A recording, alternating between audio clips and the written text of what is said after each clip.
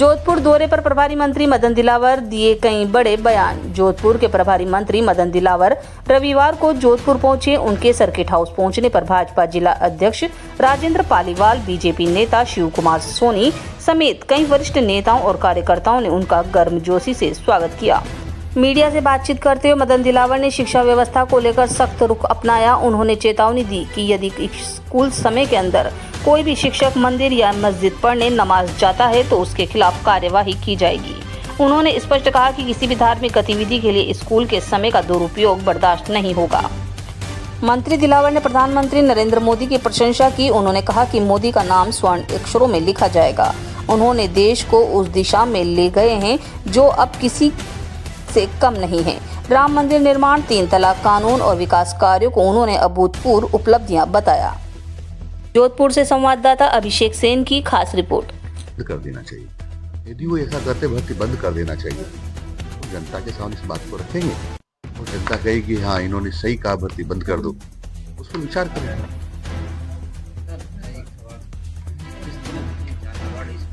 मांग तो हम 50 करोड़ की भी कर सकते हैं, मांग की कोई सीमा ही नहीं है।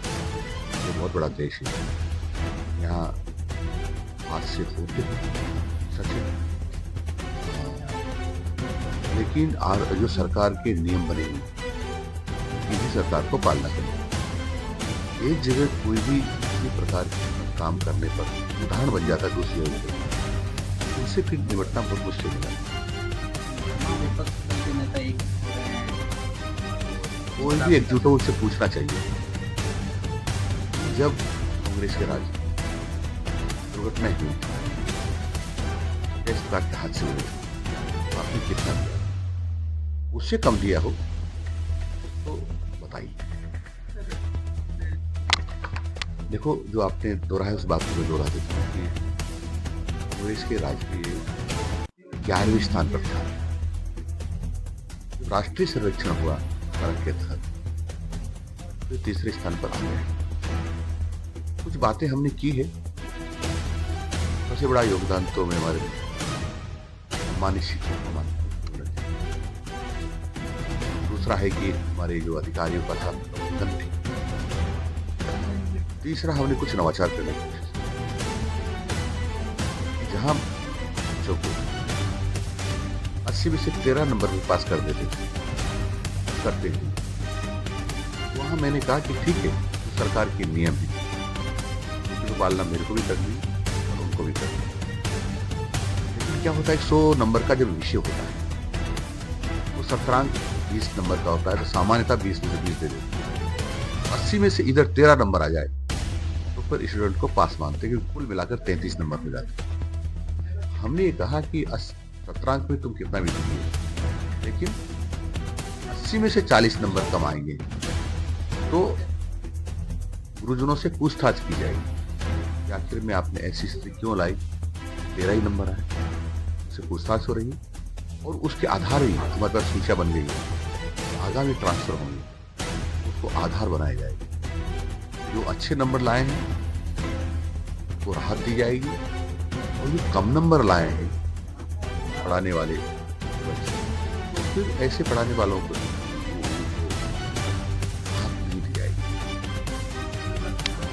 एक और 2-3 बार स्कूल में क्या था कि कोई भी बालाजी भैरू जी की पूजा के नाम छोड़ जाया करते थे, नमाज पढ़ने के नाम पर स्कूल छोड़ जाएगा।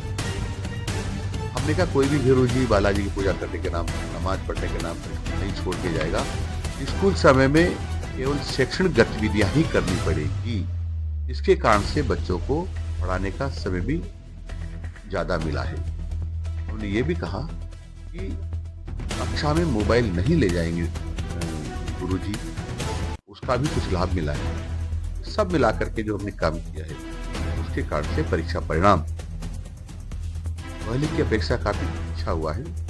और एक बात सुनकर आपको बहुत खुशी होगी कि निजी विद्यालयों की अपेक्षा सरकारी विद्यालयों का परीक्षा परिणाम बहुत ही उत्तम है। इसका एक उदाहरण देकर समझाना चाहता हूँ। कुछ जिलों का जो हमने टोटल करके निकाला तो 18,000 समथिंग बच्चे 75% ज्यादा अंक लाने वाले सरकारी विद्यालय में पास हुए। इतने ही जिलों में का जो हमने आकलन किया 13,000 समथिंग बच्चे निजी विद्यालयों में 75% नंबर लाने वाले पास हुए।